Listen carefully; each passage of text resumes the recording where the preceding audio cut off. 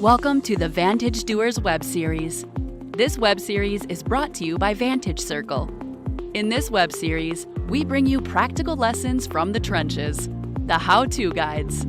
We will discuss the best tactics that can help you rethink your employee engagement strategy with actionable approaches and solutions. Hi everyone, we're starting right on time. So I'd like to welcome everyone to our next episode of the Doers series. So those of you who have attended our previous webinars, be aware the thought behind the whole Doers series. Basically, the webinar series discusses concepts from the point of view of actual implementation and not a 30,000 feet kind of vision statement. Now, while vision and strategy is of course important, there are various challenges in implementation, and that is what we are trying to help through this Doers series. So this time we are in an important area. We want to pick up an important area, employee engagement. And this is what everyone has been talking about since at least the beginning of the whole this lockdown period. And I'm sure you would have seen numerous presentations, articles, webinars on this. But we wanted to have take a relook at it. And hence today we want to go back to the very basics of employee engagement. So the topic name is Employee Engagement, Back to Basics. And we have two very experienced speakers to talk about this. Combined, they have about 40 years of experience in the HR space, and who better than them to talk about this thing. So Menaka has about 19 years of experience in HR. She has received her master's in HR from Cornell, and she was working with GE in the US and then came back to join Jackie's Genpact. Now she's a freelance consultant. And Harjinder has been in various leadership roles in HR across various kinds of organizations. Now, before I just hand it over to them and we start off this thing, just a couple of things. This session will be about 40 odd minutes, 40 to 45 minutes, and then we'll take the Q&A for about 15-20 minutes. But in the meantime, you can keep on sending your questions, and we will be noting it down and then we're passing it on to the speakers. And before anyone asks, we will be sharing this presentation on the webinar tomorrow to all the registered users. So over to you, Menaka. Yeah, let's see. I think we have a good attendance now. I'm sure it will be an interesting session. Thank you, Patra, and welcome everyone.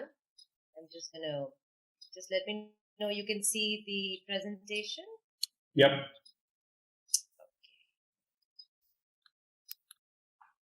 Great. So thank you so much for this opportunity to share, our views and experiences on employee engagement. Today, what we'll cover is basically what engagement simply means. Like Partha, you were mentioning, there are so many articles and information out there, and we just kind of wanted to go back to basically what we feel it essentially means in a nutshell. And we also want to talk a little bit about what the myths are around engagement and what it is, what it should be, etc.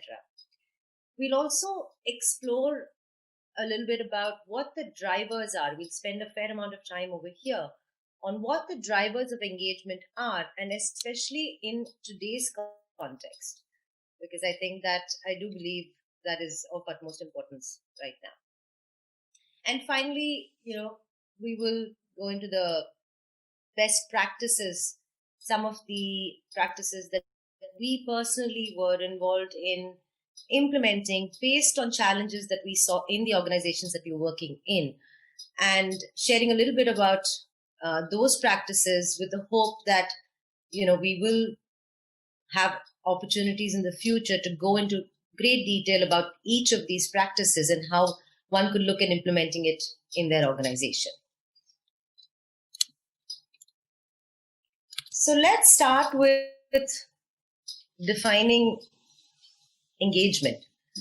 I'd like to quote an American author and motivational speaker called Simon Sinek, who said, customers will never love a company until the employees love it first. So when employees are engaged, the way they work and the way they connect to colleagues, to customers, and to essentially the purpose of the organization definitely translates into overall higher satisfaction, higher revenues, stronger customer experiences, and of course, better retention. Here are a couple of definitions, and Partha mentioned we'll be sharing this with you. What stands out for me in this is, as Aon defines it, there is an engaged employee who will stay or act as a brand advocate, as a champion. They will champion your organization when they interact with clients, with colleagues, with people who potentially want to even join the organization based on the stories that they share about their life in your company. These highly engaged employees will stay. There will be better retention, and they will be committed to their work and will also strive to put in that little extra effort for success. Problems in the workplace begin when employees don't have clear direction. This direction comes from leadership, from their managers, and HR today has a very significant role to play in this as well. When individuals are not in roles that are aligned to their strengths, or where the outcomes of work make them feel like they're just a cog in the wheel, this is where the problems arise. Disengagement essentially happens when employees quit mentally or lose interest.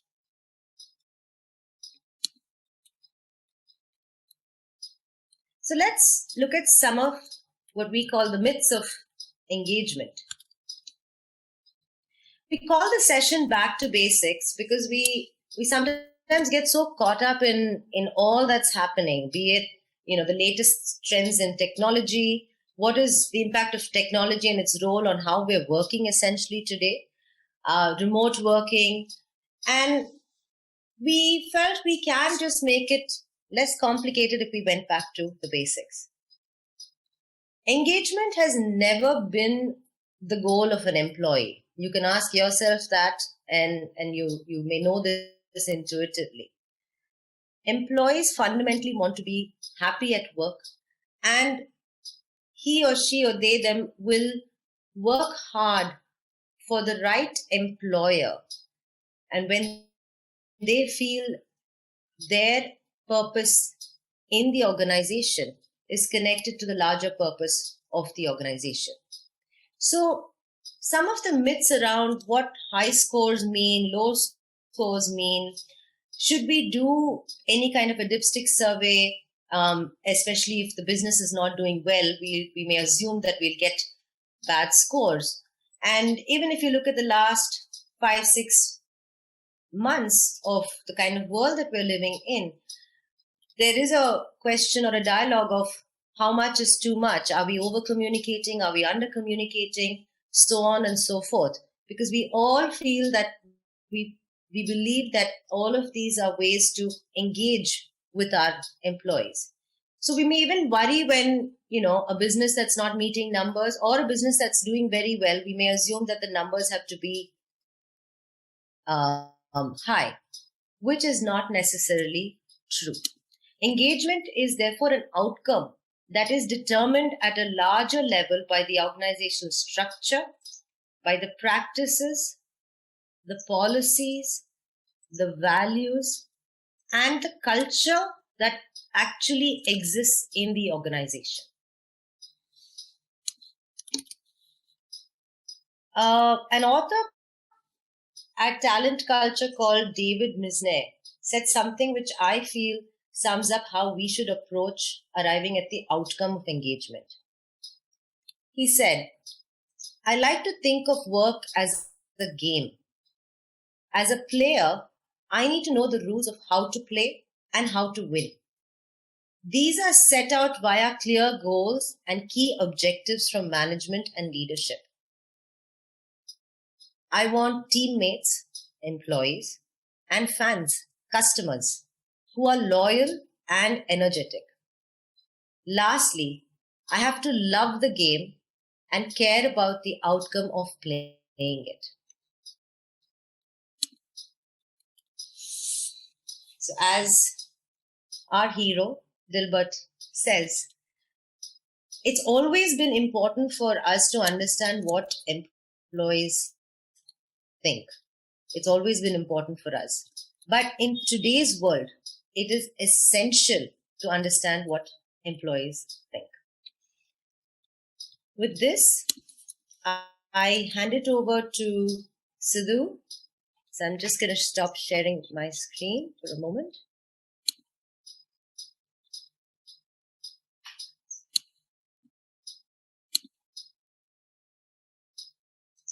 Over to you, Sidhu.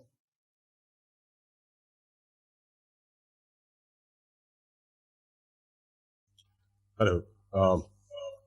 Thank you, Menaka. And a very good afternoon or good evening to everybody, depending on where you are. I will just spend a few minutes talking about really what are the drivers of engagement and how do we understand what those are. Just moving forward. So what really comes to our mind when we speak about engagement, right? There are various words that we have heard. For instance, they're right on your screen. Let me know if you can see them.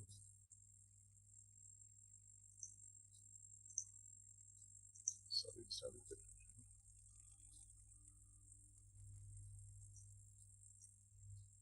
I can ask you to share it for me, please. Yeah.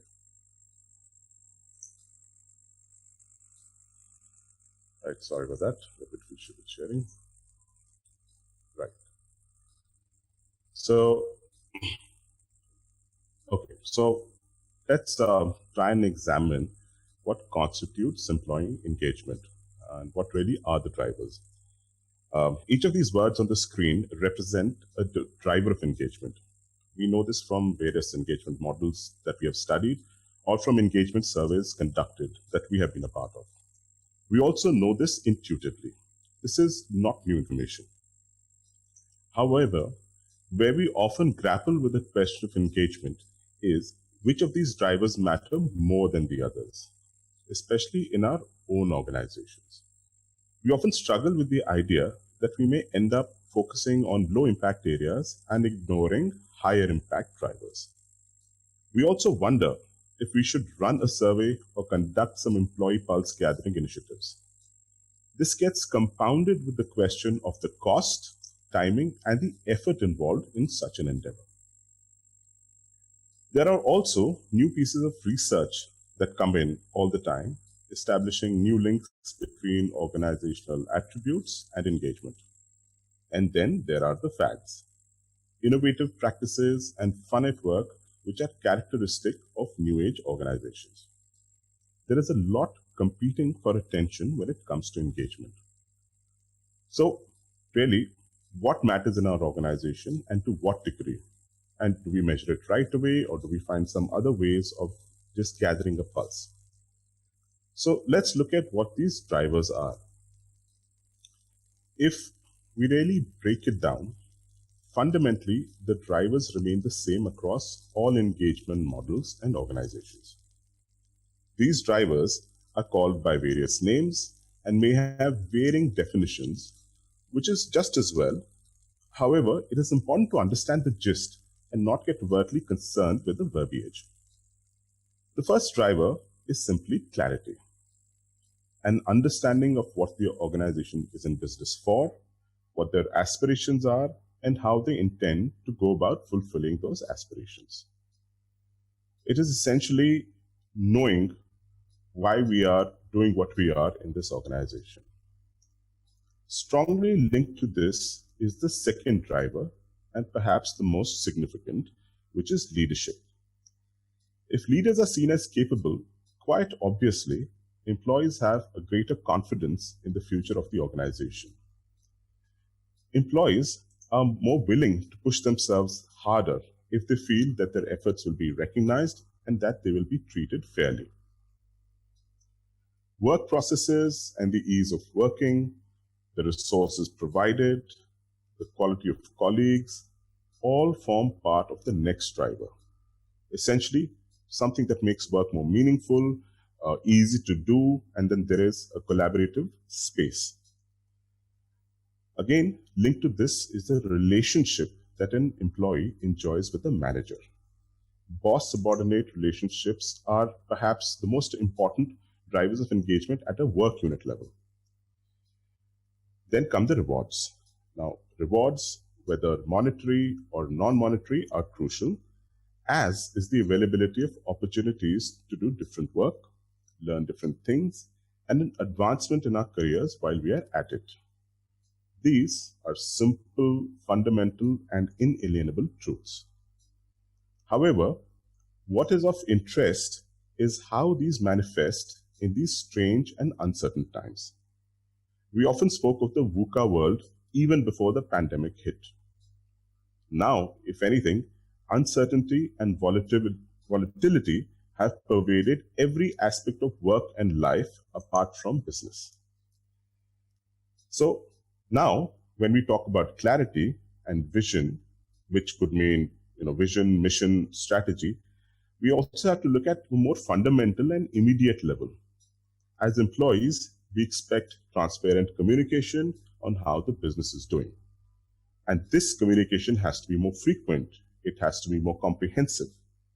Leaders have to play a role in removing at least some of this uncertainty and some of this fear more than ever. Leaders are being watched more closely, if that's possible. Leaders are being watched on how they communicate, how they react to new information, new challenges, and how committed they are to the business and the people. And as a corollary, for managers, it is important to understand that remote management requires a change in expectations. They not only have to use technology more and more to bring in fair and objective methods of tracking work and output, they also have to let go of a lot of micromanagement that they may have been used to. You're not going to be around to be able to peer over your employee's shoulder any longer, especially if they're working from home. Managers must also share not only what is expected, but also what is not expected. For instance, output is more important than time spent at the workstation. This becomes all the more crucial when we realize that now when we speak of work-life balance, it is not merely the spillover of work into personal lives, something that we have been used to. Now, it means the reverse as well. There is a spillover of life into work. Managers have to make more of an effort to understand the personal challenges that the employees face. If working from home, an employee is often struggling to remain productive, with spouses and children also vying for attention. And in the same working space, there are shared devices and shared internet bandwidth. So important for managers to connect more often, but make these connections show meaningful. If something can be an email, don't make it into a Zoom call. It's as simple as that. It is also time to reevaluate what goals are important and what behaviors must be recognized and rewarded. There is a new and uncertain world and a new landscape. Important for managers to keep a lookout for employees who can learn to negotiate this landscape with dexterity and optimism more than anything else. Beyond how we recognize what we recognize in today's dynamic environment, what is critical is to understand that the pat on the back even a monetary reward in a digital space, how should it be done effectively and efficiently and in a time-bound manner. Employees need to feel that their efforts are being recognized, and that will bring about the engagement. So in today's world, at some level, there is a lot of unlearning we need to do along with learning. Understanding and navigating an online world with customers, colleagues, bosses comes with its own set of challenges. But with every challenge, there's an opportunity for new learnings and growth. So, where do we start? It's important first to know your employee population. There are different drivers for different groups. Reflect on how diverse and inclusive in nature these are. What we believe is the employee value proposition that makes one want to work here. Your employees will have different aspirations, needs, and challenges based on their age, their gender, their professional and personal backgrounds, as well as depending on what part of the country or the world they come from. If done well, this is the most important piece of information that you need. And this information does not vary much with environment or business realities, and that's what makes it fundamental and very basic. If you know what your employees want, you can react accordingly. For instance, if you employ a lot of millennials, then you have to understand that millennials want an opportunity to prove themselves. They want to get immersed into work as quickly as possible without having to spend a lot of time in the trenches. This is something that perhaps the previous generations are more used to. When we join the workspace, there's an expectation that you will serve before you shine. And if that is the kind of a workplace we have, it may not be conducive if you are employing a lot of young workers. Equally important for organizations is to know themselves. Okay? Organizations must be self-aware with respect to what their culture is, what works or doesn't work there. We often say, this is the way things work here, or this is the way things do not work here. It's important to understand what is that way. You have to explore also what kind of folklore already exists about the organization, because these are all telling on how the culture of the organization is and what are the kind of work practices. Hence, organizations must also know how well they are performing and preparing for the future, and how they are being perceived by their customers. Engagement is an outcome that emerges when expectations between employees, organizations, and customers are aligned. Like Jack Welch said, there are only 3 measurements that tell you nearly everything you need to know about your organization's overall performance: employee engagement, customer satisfaction, and cash flow. It goes without saying that no company, small or large, can win over the long run without energized employees who believe in the mission and understand how to achieve it.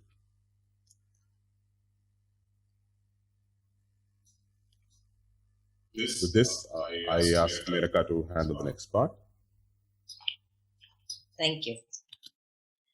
So we, in this section, look at engagement and the drivers that Sidhu was talking about. Engagement throughout the employee life cycle. There was a time when HR would be the driver for understanding employee needs and performance. And in today's organization, the manager is the mentor, the role model, the leader, the advisor, and the manager also has to play the delicate act of balancing both the needs of employees and the needs of the business, which is why it is essential to understand the drivers and motivation of employees across the employee life cycle, both as an HR manager and as a manager of people. So let's look at the employee life cycle, which we have defined as starting from assimilating into the organization. And prior to that, of course, there's talent attraction. So it starts essentially from there, to enabling an environment where one feels supported, productive, and respected. We look at what enables growth of an employee at an organization, growth in skills, in competencies. It could be vertical, cross-functional growth, etc. And finally, looking at it more closer to a more self-actualized way of approaching engagement and how can we elevate the quality of engagement in a much more holistic way. Across the life cycle, communication, needless to say, is key and more important in this time. To the point that Sidhu made, it's not the quantity of it, but actually the quality of the messages and what we're sharing in a timely manner. This runs across the entire life cycle. When I will take you through the first two sections around assimilating, these were certain practices that were put in place through a Six Sigma project that ran across JECIS, now GenPact. And the idea was to understand why were people leaving the organization. So there was actually a huge survey, and in true Six Sigma style, a lot of data that was collected. And the idea was to understand two things. Why do people stay and why do people leave? We reached out to employees who had left the organization to also find out what is it that would make them want to come back. By going through all this information and data, we realized that there are different drivers at different stages of the employee life cycle. And by customizing it, along with the reiteration of what is the purpose of each individual being in the organization, with the right tools of communication, we looked at these drivers and tools across the life cycle. In the assimilation, when we worked in, this was back in the early 2000s, when it was called the BPO sector at that time. And most people didn't understand what this industry was about, what these jobs were about. You know, people working at night, talking to customers in different parts of the world. Nobody was kind of sure of what this was. It was an opportunity to get a job. You got money and people wanted to come and work. Once people had accepted the offer and joined the organization, we saw a lot of early attrition. People left between that 0 to 3 months and a 3 to 6 month period. And we kind of couldn't understand why is it that the same people who were extremely enthusiastic when they were joining were suddenly leaving. Going back and looking at the information and the data, we realized that yes, someone's not going to say, no, I don't want to take this job. They will say yes to every expectation that you have. And once they join and the reality of the environment hits them, two things happen. One, they decide they're going to leave. And by which time, they've also got a little bit of work experience. So they're able to jump for a slightly higher salary. And we decided, how can we set expectations even before they actually sign on the dotted line? So when we knew that we were giving someone an offer, we would tell them to come for a pre-hire orientation. And the idea was to actually get an experience of a day in the life of a job in this environment. And then we would give them a couple of days to think about it.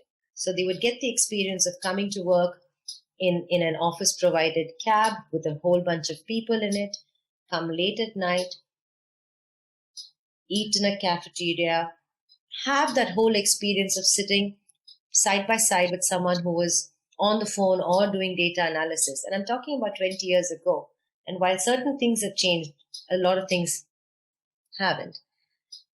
And we would then tell people, go back, think about whether you really want to join or not. And it was a pleasant surprise that we actually had a fair number of dropouts at that stage before they'd even joined the company. So the people who joined really wanted to join after understanding what they were expected to do in the kind of environment that we had. And this kind of an expectation setting, it made it easier for the right folks to get in. And it also gave the power of choice to a potential hire.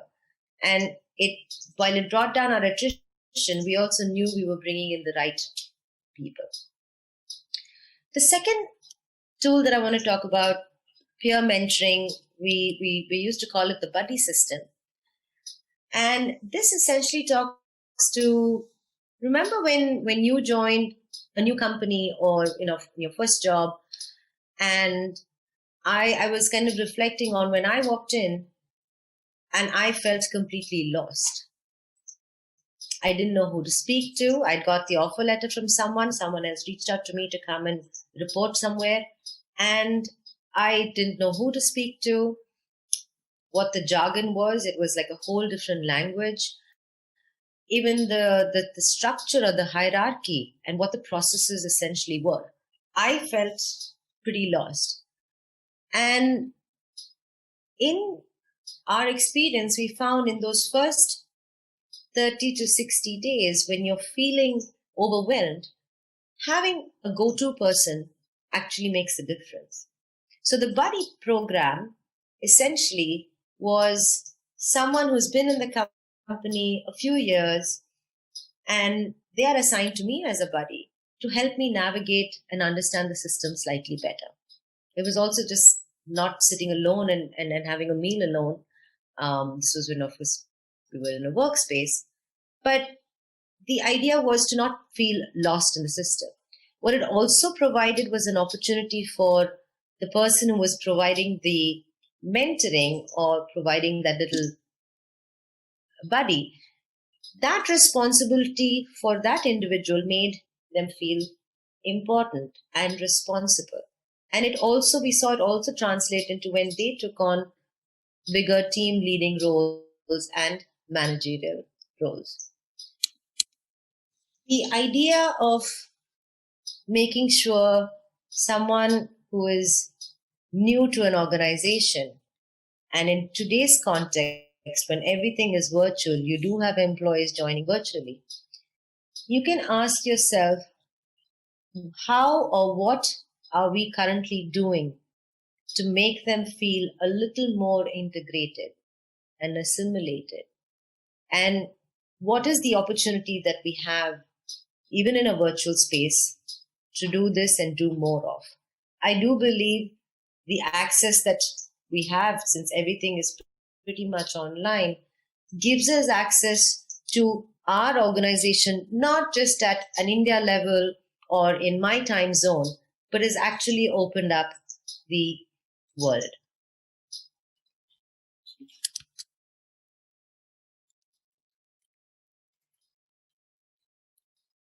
The next set of tools that I'd like to talk about is the EWS, so the early warning system, and HITP, which are the high impact touch points. Throughout the employee life cycle, and more so when we have spent a significant amount of time in the organization, we know how to navigate the systems, and we're looking at, okay, how do I stay and grow in the organization? That also becomes a time where I'm curious about what else is available outside the organization. And most often we found through data that managers of people were extremely surprised when someone left the job or put in their papers. And we started wondering, why is it that it's always reactive? And how do we make the system proactive? And proactive essentially meant that the manager has to understand what is happening in the lives of each and every team member. What is happening at a personal level that's having an impact at a professional level? What are the challenges that the individual is facing? By really understanding the employee, the propensity to attrite, I'm able to assess it a lot better. If, for example, I have had a tough discussion with an employee on their performance, I would go into this early warning system, which essentially said, I think this person, the propensity for them to attrite is probably in the next 30 to 45 days. If I felt that, I would mark them red. Or if it was someone who I said, you know what, I've just given them tough feedback, I think this person's going to start looking for a job. And I may mark them as yellow because I believe in the next 3 to 6 months, they may be a little shaky. And then there may be someone else who I feel is extremely satisfied, extremely engaged, likes what they do, are performing. And this person I would mark as green, that I don't believe will look at leaving the organization, at least for the next 3 to 6 months. This was a system that when we started off, we were managing on Excel sheets and emails, and we've moved this entire system online. For managers, it was tied into their performance discussions, and HR, along with the managers, worked together. If there were conversations that had to be had with someone who was marked as yellow or red, and how could we work together to make sure that we convert them into green? That dialogue, that conversation, that was the real partnership that happened between HR and operations. The tool provided us a real-time way to proactively look at what is happening with our employees in our different teams. The second, which refers to the high impact touch points, sounds pretty basic, but the reality is every milestone and event in the life of an employee is big for them.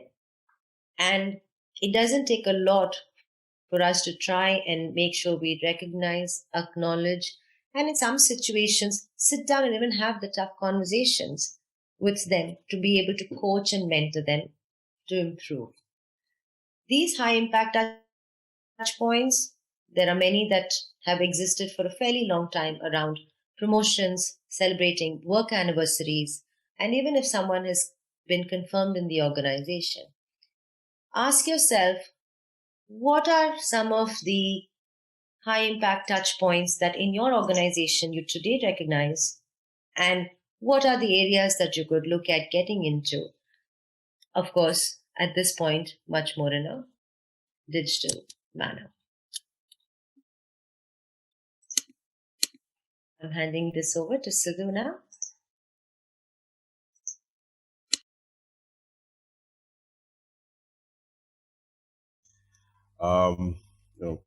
As we move forward in terms of employee life cycle, there is also a focus on really developing people. Now, this kind of a demographic may vary from organization to organization. For instance, in BPOs, we tended to see people getting a little more concerned about their growth and their next role fairly early on, right? In after the first 2 or 3 years, there'll be concerns around where they're headed, where is the career going to go, what kind of learning opportunities they're going to have, etc.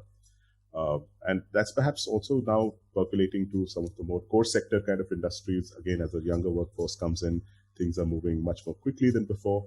And what was really seen as a reasonable time for people to settle in before they started thinking about growth, that time has also shrunk. So this is essentially the first tool that we talk about here is something called the Career Vitality Tracker or the Career Vitality Tracking Tool, and something which is going to essentially help us understand how do you track aspirations of employees and how do you prepare for them. And the second piece that we will speak about is on the leadership priming. So coming first to the Career Vitality Tracking. It's a very simple tool. In essence, what it does is basically track employee details like their education qualification, their experience, their capabilities, which particular domains that they're good in. We also track what perhaps are their aspirations with respect to different roles. And if you ask employees, most of them have an idea of what they'd like to do next, if not in the next 5 years or so, at least immediate next role, people have an idea. It could mean moving upwards, it could mean moving laterally. and just to acquire new skill sets. So in a career vitality tracker, we just keep capturing this information. And essentially, anytime an employee hits a particular milestone, like spending 2 years in a particular role or 2.5 years, or whatever is considered as reasonable amount of time, that's when these conversations have to start with the employee. And not only that, if an employee has voiced certain aspiration or a desire for movement, then there has to also be planning on the timeline as to when do we really prepare to move this employee out of that role. On the other hand, we also track what kind of opportunities exist in the organization. Now, it's we can have all the well-meaning, well-intentioned efforts to get employees the roles that they want, but it has to tie in with opportunities available in the organization. So in the career vitality tracker, all you're doing is looking at your current employees who are at the cusp of some kind of movement and matching their expectations or their desires with what are the kind of roles and opportunities that exist. It's simple enough in essence, but essentially what it does require is a basic amount of discipline. This is a dialogue that has to happen between managers and their team members. It's a dialogue that needs to happen between different departments and functions so that they can collaborate on movement of people. And HR can play a big role in actually facilitating this dialogue. So you can decide on the frequency of doing this. Usually it is once a quarter or once in 6 months. But if it's done well, it really helps to start solving issues before they emerge when it comes to people looking for advancement. The other advantage is when you proactively go to an employee and ask what it is that they'd like to do, you're also somewhere taking that apprehension, anxiety away from an employee that nobody really cares about me. So fantastic tool, very, very powerful if deployed well. Coming to leadership priming. What is leadership priming? Essentially is preparing employees for larger roles. Now, this may apply to more select individuals. It could be your top talent or high potential employees, or it could be young leaders that you have identified early on. And these are some of the tools you can use to ensure that they are also kind of progressing in the right manner. They are able to get some visibility to future roles. And it also is a great opportunity for an organization to actually instill the kind of values they want future leaders to have. So, for instance, a manager assimilation exercise. It's a very, very simple Johari window-based initiative where you get a person who has moved into a new role. It could be a person new in the organization or just somebody who's changed roles. And you invite their operating network, usually their team members, but it can also include peers and internal customers. And essentially what you're trying to do is get feedback on what the person does well or can do better and what they know about that person or want to know more of. Essentially what it does is on one end, it reduces the blind spots that a manager has. And on the other hand, it also helps people know more about that individual. So it just broadens what is called the open arena. It reduces the facade and the blind spots. The second, of course, activity which is important is to identify leadership successors early on. This is what allows you to start developing them, delegating more work to them, and essentially have a development plan. Now, again, organizations struggle a lot with development plans. Development plans get formed, documented, but the follow-up on whether those are happening as planned is usually not as robust. So some kind of action-based learning helps. It's good if people are, rather than just training or one-off initiatives, if there's some way we can build in these enhanced roles or elements of these enhanced roles into their day-to-day jobs. And of course, there are other methods that you can bring in, professional coaches for, again, employees who need it, help them to build autonomy and be more future-oriented. So leadership priming becomes essential because this is an early indication to employees that the organization is invested in building a strong leadership. If you move forward, and this section we call elevating, and for a very simple reason. We often think of engagement being driven by fulfilling an employee's aspirations or needs. But one of these needs is, so all the needs aren't associated with getting something from the organization. Employees essentially want to contribute.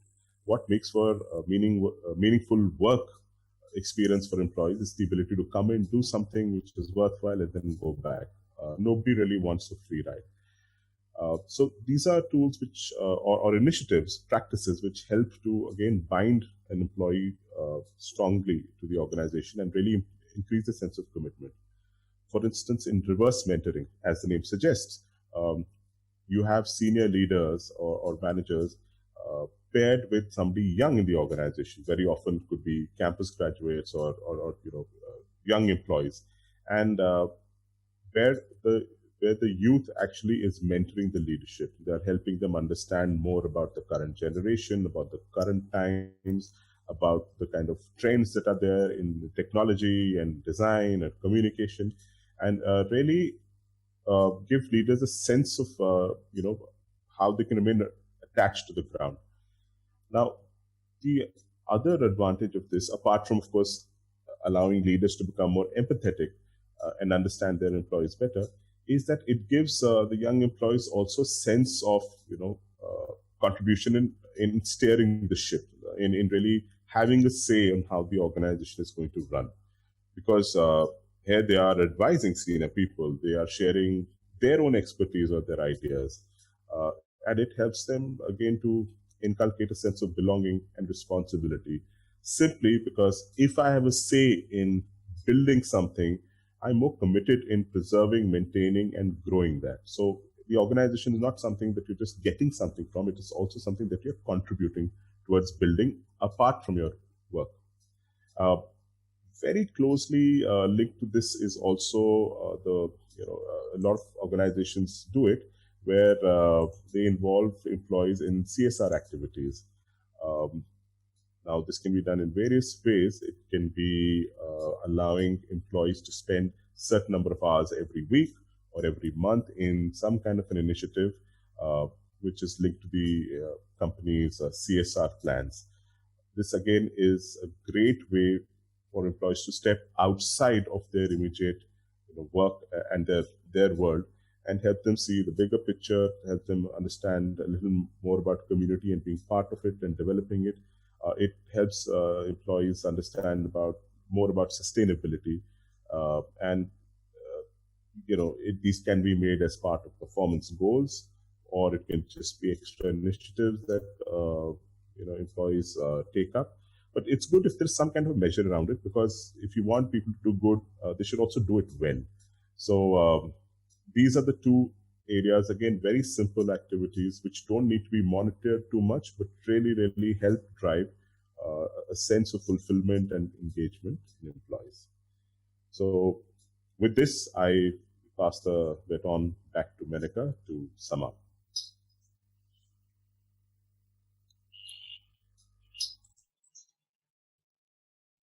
Thank you, Sidhu.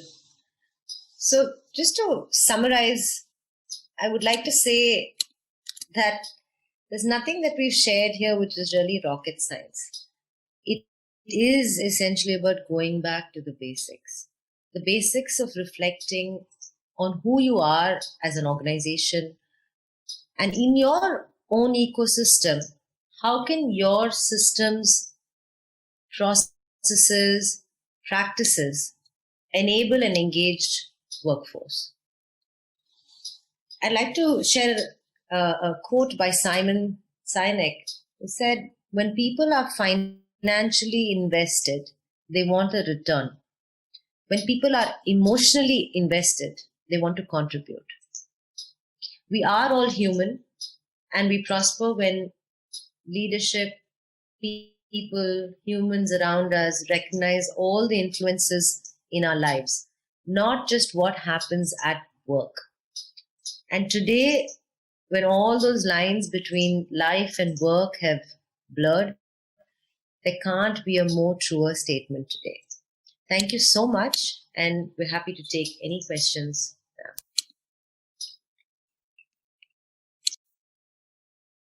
Great. Thanks, Menaka and Sidhu. I think we've touched upon a lot of practical ideas, and I'm sure engagement is a whole area which will take lots and lots of time. But this is our contribution to what can be done, and I'm sure as we go ahead with the more webinars, we will be focusing on some of the more high priority engagement areas. We'll take up these engagement specific topics around engagement more and more as we go along. So we have 10 minutes. So just a couple of questions, which, by the way, can you see the Q&A or should I read it out? We can see two of them. So I have a few others on the chat, but on the Q&A, if you think the relevant, you can take that up. Okay. So I'll just read it out. So part of employee engagement was the in-person patting on the back in front of peers, which gave the highest to many who live for such accolades. For those who work from home, where it's getting stressful, how do we get them to stay positive? So thanks, Sudhir, for that question. If we just take it back to what essentially is a pat on the back, the fact is, most often it's rarely expected. Sometimes we get kind of caught up in, okay, we're doing this because this is our job. And suddenly, if I get a message from my boss or a call from my manager, or sometimes even my manager's manager, saying, hey, you're working on this and I think it's going really well, and I know it's an extremely difficult situation, but I really appreciate what you're doing. You're saying this to the individual. Maybe you're saying it in a small team huddle. Sudhir and I believe if it's the same, Sudhir, we worked together in GE a long time ago. And we used to have something called team huddles, where essentially the manager would connect with the team for about 10, 15 minutes. That was it. It was literally a huddle. 10 minutes, quick updates on what's happening, what's happened with the customer, what's happened since yesterday. And hey, by the way, Partha's done a great job on this. And oh, by the way, Sudhir just got this. That kind of an environment you can replicate even in a virtual situation.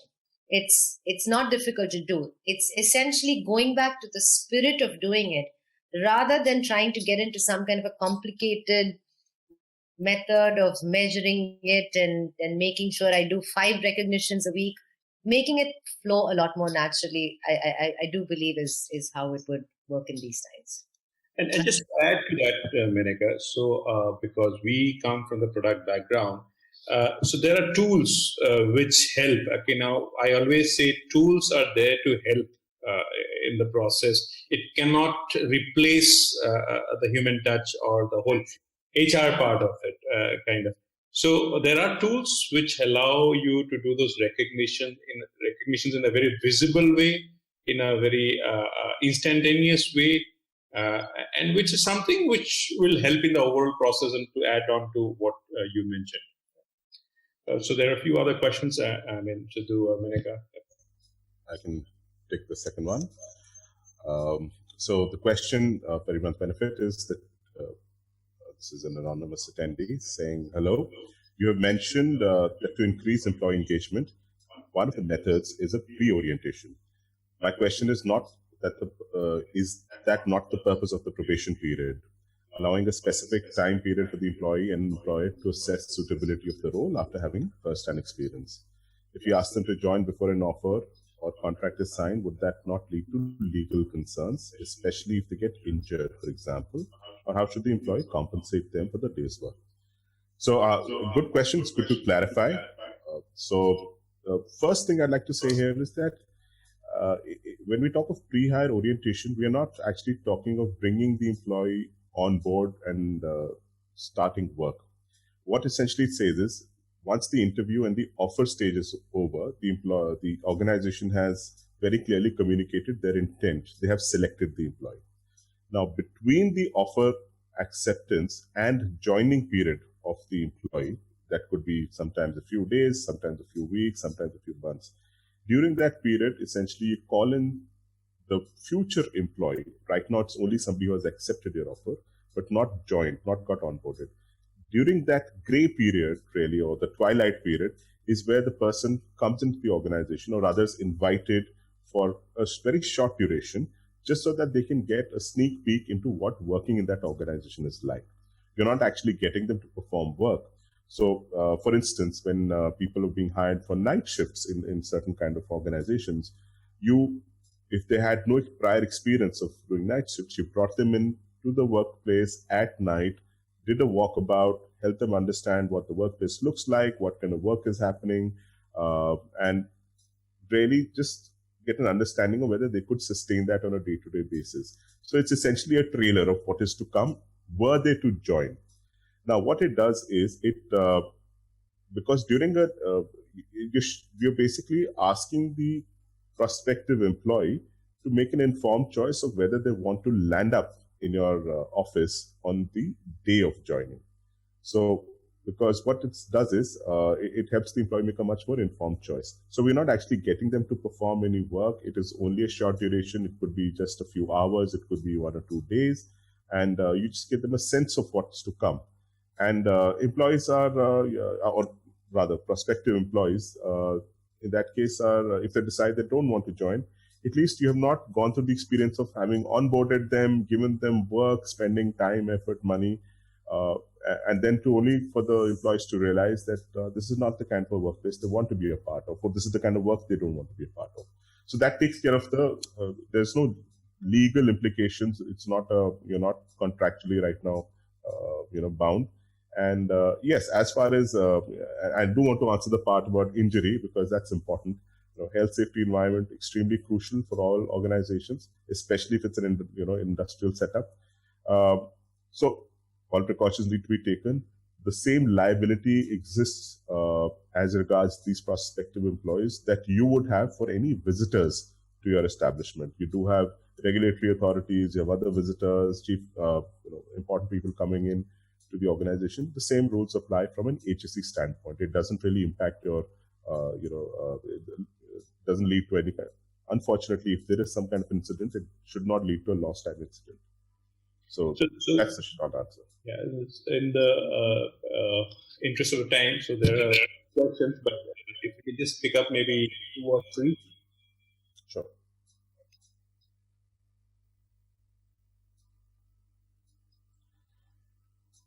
So if I may just, I think Philippa asked the question, employee engagement does not sit in HR, it sits with the business. Short answer, absolutely true. I would like to say that there is a co-ownership that happens, because there may be certain situations in which, like I mentioned during the early warning system, the tracking, the dialogue, sometimes the managers don't have all the answers. So we would have, say, for example, a situation if an employee comes and says, look, my spouse is moving to another location and I need to leave my job and move from, Hyderabad to Bangalore. What can we do? And in that conversation, the manager does not have an answer, but we would come in and we would say, you know what, this job can be actually done virtually from Bangalore. So let the employee continue in the organization.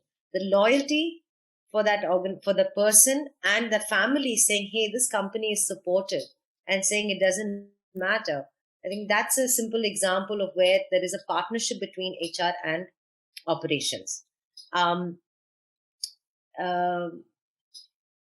just do want to mention one thing around, Deepthi had asked about the initiatives around wellness of employees, physical and mental. Partha, I know, Vantage Circle also does work around this. And I take 2 minutes to also share, besides doing some HR consulting, since I left my corporate job about 7 years ago, I have trained as a yoga teacher, have been teaching for the last 5 years. And over the last 2 years, I've also trained and been practicing as a psychotherapist. And little did I know when I made these choices that today, sitting in a pandemic, having an HR background, but also understanding the physical and mental wellness aspects, I do feel a lot of gratitude to be able to share that when I go to corporates and actually do conversations, discussions, actual yoga events, talking about mental wellness. And there's a whole host of things that a lot of companies have started doing. A lot of it is actually, people are actually experimenting because it's like throwing darts in the dark. People don't know what is going to work or not, which therefore comes back to how am I today engaging with my employees, and how can I include this not just as a tick in the box initiative, but an actual way of making this culture in the organization. Because if you do look at it, for the next easily 12, 18, 24 months, if not longer, this virtual model is going to continue much more predominantly. And therefore, addressing some of this or making this as part of your overall strategy is extremely critical. Right. So I think one last question to do, Menaka. I could answer one in 30 seconds.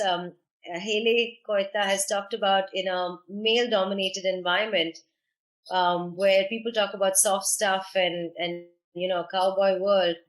I am also reflecting on what I just shared right now and what we shared through the presentation. If we just talk about being an inclusive workspace or being diverse, and if it's just ad lib, that means we're saying it, but we're not talking it, walking the talk, then you've got a pretty fundamental problem there. This is not soft stuff. Talking about mental health is not soft stuff. And if there is an environment of some kind of bullying, and I'm calling it bullying because it's as basic as when you were back in school, and it gets carried through. So I would urge you to make sure that you get the support that is needed to address this, because it is going to be extremely damaging. And you'll see it not just in your employee survey results, you'll see it in how your customers connect with you as well in the long term. So I felt this was an important question to answer. Right. I think there are lots of questions, but unfortunately we'll not have the time to answer that. But hopefully we've given some thoughts and some directions to how you want to structure your engagement programs. As I've repeatedly said, there are lots of other materials out there, and this is one more input for you to look into. And we will be sharing this webinar to everyone by tomorrow. So thanks everyone. Thanks for participating, and thanks Menaka and Arjinder. Thank you. Thank you so much. Thank you so much.